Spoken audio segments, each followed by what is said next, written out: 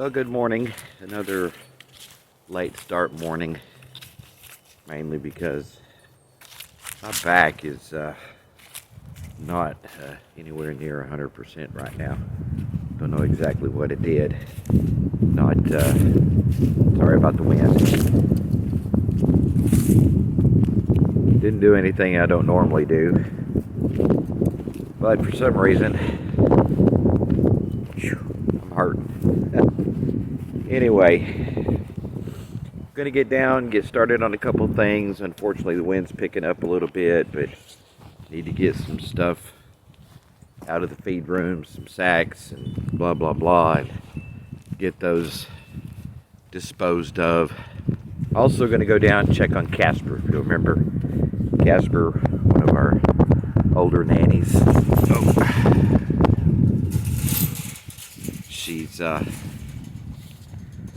been kind of struggling the last few days. She had a bad case of scours that we treated her for, and her scours have cleared up, but unfortunately she's still having some issues.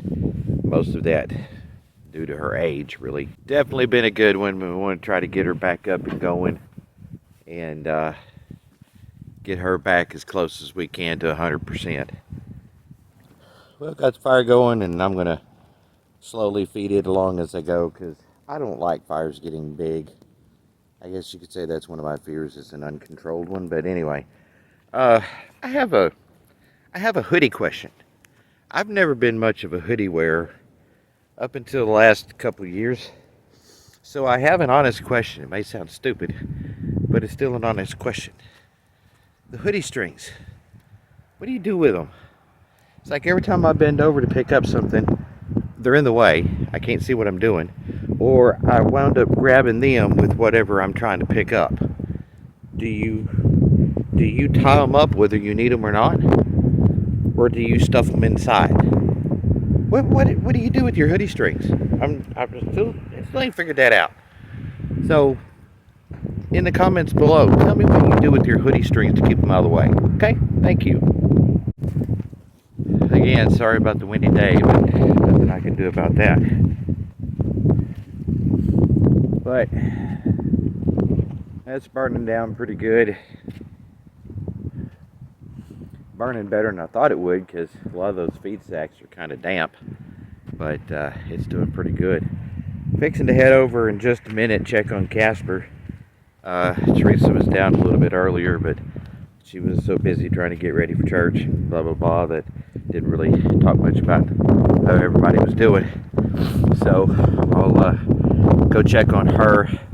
I'll probably take the hoof trimmers over and trim her feet up and all that good stuff. I mean, she gets up and moves around, but she's still very weak. So that way, when she gets, feeling better and up and moving, she won't have an excuse with her feet for that to be a problem. So fixing to go get that taken care of in just a little bit, and we'll check on her and also check on the babies. We've got several goat babies over there, the triplets, and then a couple more, and we'll see how they're doing. Teresa says they're doing really, really well. And the reason I keep saying Teresa says, because when our feeding routine's going on at night, I'm, getting feed bucketed up off the trailer, getting feed mixed. That takes, for everything, probably about 45 minutes to an hour.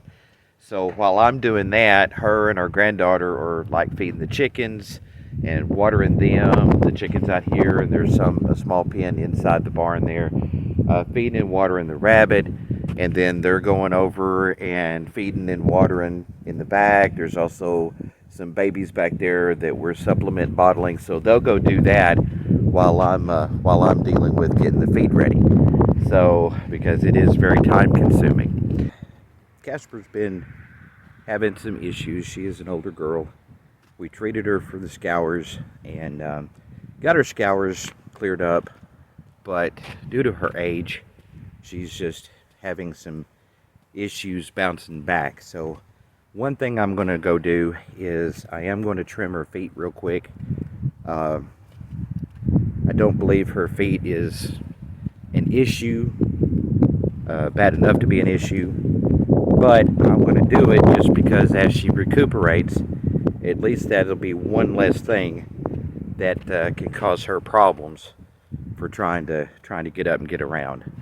She walked herself out to the water tank a little bit earlier, and then I noticed that that's kind of been where she's been. So I hate to say that I'm going to take advantage while she's down, but I am going to get her feet done and everything while she's not so hard to handle, because she loves being petted, she loves being rubbed on. She is definitely a pet, but she just don't like to have her feet messed with, and I don't know any of them that do. So, hey Casper.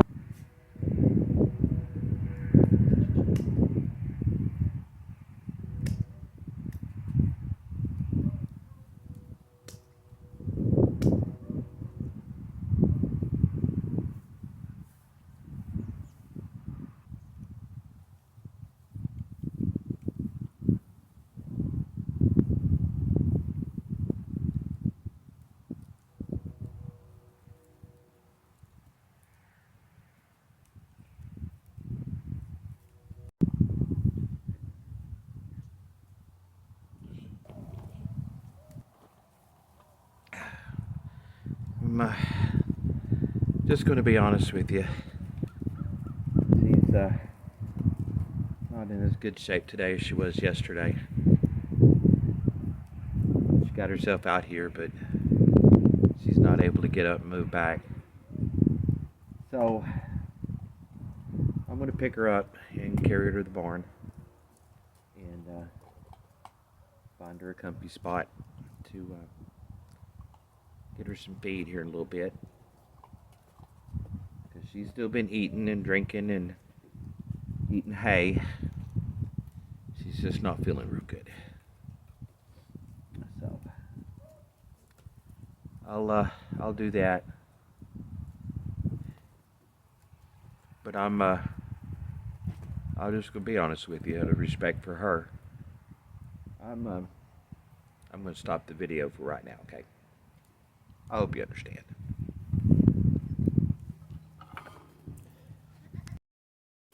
Well, I got her in the corner, set up there with some hay and water. We'll bring some feed to her here in just a little bit. Just hurts me. It's a shame that we have to live longer than our animals. You get so attached to them. I'm not gonna give up on her. Oh, by no means.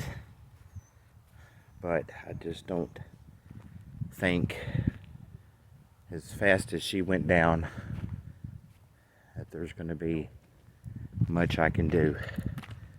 But I'm not quitting. I will continue to nurse her and do everything I can for her until she's either up or down. Well, it's that time. Time to start getting feed together and getting ready to feed. I'll go over and check on Casper again here in just a little bit. So I'm going to spare you the process of the feed, because you're familiar with that by now. Probably getting kind of tired of it. Made some good progress on the feed room today. Got about that much more to go, but it's bad how things can pack up on you in a hurry. Looks like we might get some rain. That's how blue the sky is. It shows up in the video. But anyway, I'm going to get started. And like I said, I'll check on Casper again in a little bit. But we'll catch up with you in just a few.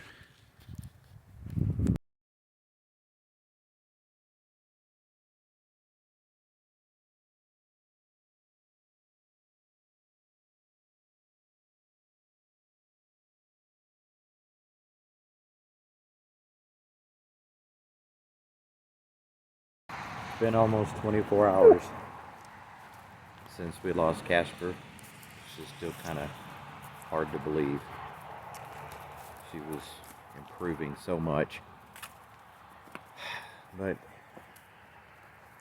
unfortunately that seems to be what happens. You know, they'll start to show improvement and then they slip just a little bit. It's like they go down fast, and she did. I've got some pictures of Casper over the years. Not near as many as I used to, which I'm kind of ashamed of, especially as attached to her as I was. But she was special. From the first time I met her, we bought her from another individual that had quite a few goats, and he was kind of sort of wanting to get out of the business or cut way back. And she was probably a year and a half old, and beautiful girl, friendly. That's where she got her name, you know, Casper the Friendly Ghost, because we went to visit him the first time and look at the girls. He had like a little doghouse there in the old chicken house where he raised his goats, and I sat down on the edge of that doghouse, and she come up and climbed up almost on my shoulder and was nuzzling my ear and nibbling on my hat. And again, that's how she got her name, Casper the Friendly Ghost. Anyway, she will be missed. There's 4 girls that wore collars here out of all the goats and sheep that have went through this farm over the last several years. Casper is one. Dee was another. Rain was another special girl. And Little Bit. And I loved every one of them.